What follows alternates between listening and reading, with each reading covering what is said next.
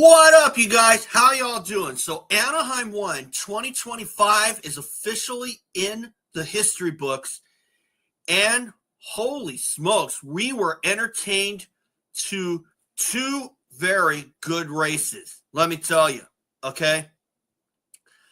First of all, guys, I'm going to give my recap and my own opinion on this. I'm going to start with the 250 class. I'm going to do both classes in this video. But first of all, guys, remember, subscribe if you think that I'm worth listening to, or if you just want to see some more of my games. I have one scheduled for later today. So let's get into today. I'm going to start with the 250 class today, and here comes my banner. Jo Shimoda wins, Levi Kitchen to the east. This was probably the only not normal thing that happened in the main event. Jo Shimoda the winner. And my pick for the West title, Haiden Deegan, found himself on the ground after the first turn. And I have to say that I was surprised that Julian Beaumer was the fastest qualifier, and he backed it up with a second place ride. So good on Julian Beaumer for sure.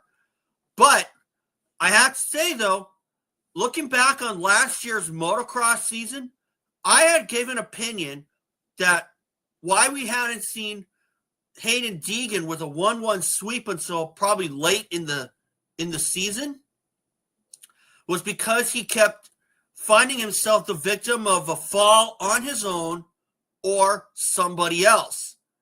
And unfortunately, that came back to bite him. As a result, Deegan had to come from the back, and I believe he finished in 6th in the first round. And for Deegan, it was a good salvage. But I have to say, though, I was pretty much disappointed for his teammate Cole Davies, because he had second in the heat race, and I thought for sure that Davies was going to have a good opening round, but he was down in 16th, and it turns out that he was taken wide in the first turn by Julian Beaumer himself. But you know what? That's the kind of stuff that just happens, you know. I mean, you're a rookie, and if you're Cole Davies, obviously that's not the result that you wanted. But this could be a good thing, because obviously you do have to learn the ropes. And when you go through that kind of phase of too easy, too quick, like David Bailey talked about with Ernesto Fonseca, when you get things handed to you a little too easy, too quick, or go through that too easy, too quick phase, somewhere down the line, you're going to pay a price. And I hope that's not what Jet Lawrence is going through in the 450 class. I'm going to get to that a little later. But as far as the 250s are concerned, Jo Shimoda winning was probably the only thing that wasn't out of the ordinary. Maybe next to Levi Kitchen pulling out and heading to the east. But, you know, this kind of reminds me of 1998 125 Supercross. Because how many of you guys remember when Ricky Carmichael and John Dowd went at it in the 125 East-West shootout in Vegas? And Carmichael ended up winning that one to sweep the entire Supercross season in the 125s. Because he swept the East Coast. He won all 8 races. He made it 9 with the shootout, and John Dowd made multiple mistakes. And even in the winter interviews, Carmichael had said that was the hardest he had to work to win a race. And had John Dowd been in the same coast as he was, there'd have been some, quote, stinking good racing, end quote, in Ricky Carmichael's own words. And I believe him. But what happened there? Yamaha decided not to have a test track out east, which put John Dowd over to the West Coast division. And it turned into a battle between him and David Villeman for the 125 West title. Dowd won the first round at LA. Villeman won the next 3 in a row. But then when John Dowd found himself at San Diego, Villeman had no answer for him, and he couldn't beat him again. And as a result, John Dowd won the title, after Beumer crashed in the final round at Dallas and came away in 5th. Dowd won the race. And Dowd had to win because he was ahead by 3 points. And had Beumer won the last race, Beumer would have been the West titleist by virtue of the tiebreaker. Let that little thing sit in your mind. So that's what Kitchen pulling out and running east. That's what kind of reminded me. That kind of reminded me of that. Okay. But Jo Shimoda winning, wow, I was surprised.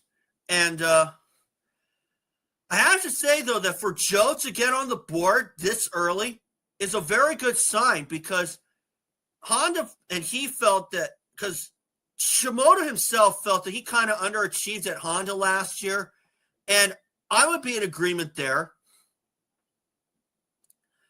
And would I have picked Shimoda to win the title? I don't know. Maybe, maybe not. But he would have certainly been on my radar, that's for sure. But Shimoda picked it up during motocross, and he started putting in some better results. And for Shimoda to possibly win this title, it seems about the right time. And, of course, last year was R.J. Hampshire, and, of course, he's going to be running the East Coast. But you know what? This could be a good thing for R.J., because, you know, you look at what happened with Nathan Ramsey. He won the West title in 1999, but an injury forced him to run the East Coast, and he didn't do all that great in 2000. So one wonders if R.J. Hampshire could possibly pull off a championship at both coasts, like Jet Lawrence did in 2023 and 2022. So that's the way I'm looking at it. Now to the 450s. Here comes my banner. Jet Lawrence 12th, Chase Sexton wins. Chase Sexton winning is the only thing that was probably not out of the ordinary. And I have to say, though, that Jorge Prado showed that he's a good starter. But obviously, when I saw him ride to the whoops, I was very, very skeptical that he was going to win a race this year. But if he works on it, I have a good feeling that Prado will find himself in the winner's circle in 2025. But I think as far as Kawasaki's concerned, they have to look at it.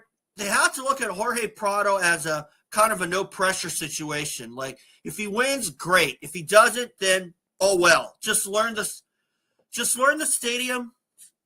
Just learn the soil. Just get some races under your belt, and maybe challenge for wins later on.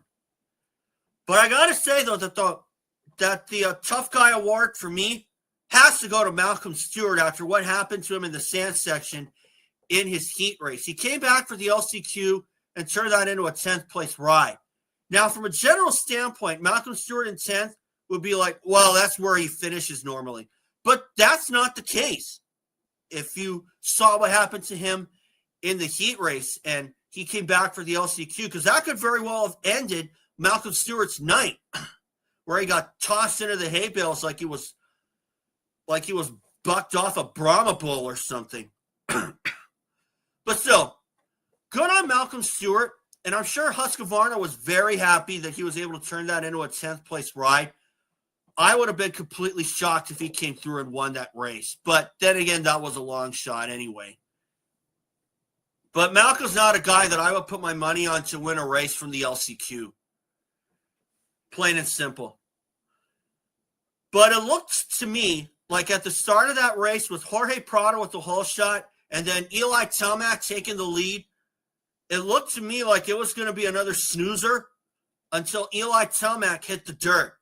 Now, upon first viewing, I had thought that Tomac had hit the tough block that was in the corner.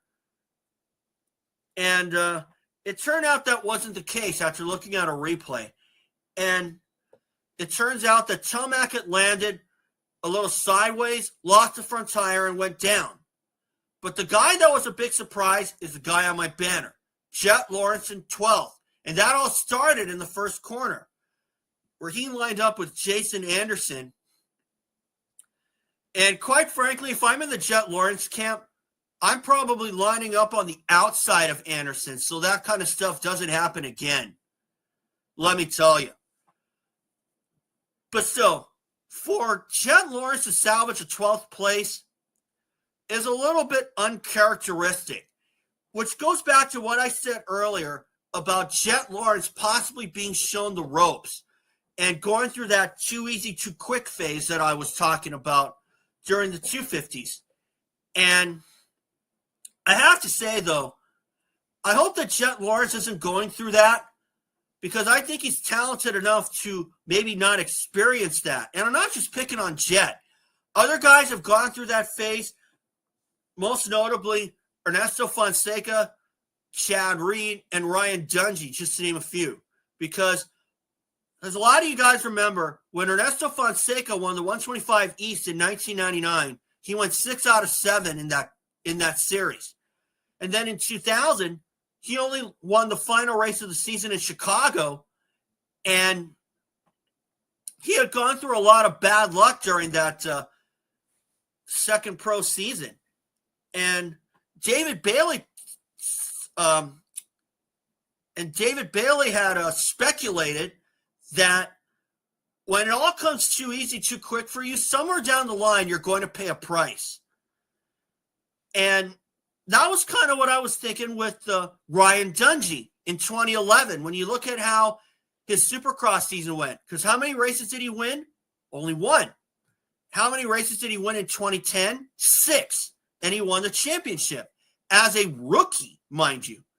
Then motocross comes around. He goes on a 9-race win streak, wins the title, makes it 10 wins at the finale in Pala, and the next season, he kind of got his lunch handed to him for sure, which led me to believe that Ryan Dungey went through the phase of too easy, too quick, because he didn't deal with the competition. James Stewart was on the sidelines, Chad Reed was on the sidelines, Josh Grant was on the sidelines, and so was Andrew Short in 2010. Now Dungey had to deal with them in 2011, and it's safe to say that he kind of got his lunch handed to him then. Is Jet Lawrence getting his lunch handed to him? It's too soon to say because it's only the first round. So we'll see what happens when we head to Phoenix. And Lars Lindstrom had said that there was no reason to panic. He's right. You look at Jeremy McGrath when he won the 1999 title. He had a 7th at Anaheim 1 and came back to win the title with a 5-race win streak towards the end of the season. Lutz broke that string at St. Louis, but McGrath came home second and won the championship. And that was after some bad luck came Lutz and LaRocco's way. And Lutz crashed out of some races, had some mechanicals. Mike LaRocco had some tough races as well off the podium. And McGrath just rode away. And then Kevin Windham got hurt just before Minneapolis. Let that little thing stick in your mind. And, of course, look at Ricky Carmichael in 2002. He crashed out of the first round, finished 20th, and then he ended up winning 11 races before the end of the season, and he came back to win the title after David Villeman tossed his season down the toilet by sitting out Daytona because of a shoulder injury. And a lot of people were thinking that Villeman shouldn't have done that, and I was one of those people. You have to show your toughness, and Villeman did not do that. I'm going to say that right now. And that's probably why Carmichael won the championship, because Villeman sat out, and Villeman just kind of gave a lack of effort from my view.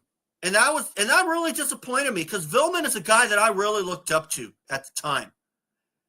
And, of course, another example, Ryan Villapoto crashed out of the Anaheim 1 opener in 2013, finished 16th, and he came back to win the championship.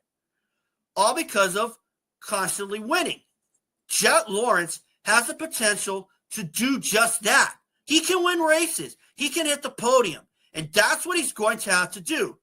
And hope for some bad luck from guys like Chase Sexton, Eli Tomac, I don't think he has to worry about Jorge Prado because he's still learning the ropes for Supercross. And he also has got to deal with Ken Roxon, Jason Anderson, Malcolm Stewart at times, Justin Barsha at times. That's a deep field. But if anybody could pull it off, it's Jet Lawrence. And that's why Jet is my pick to win this championship.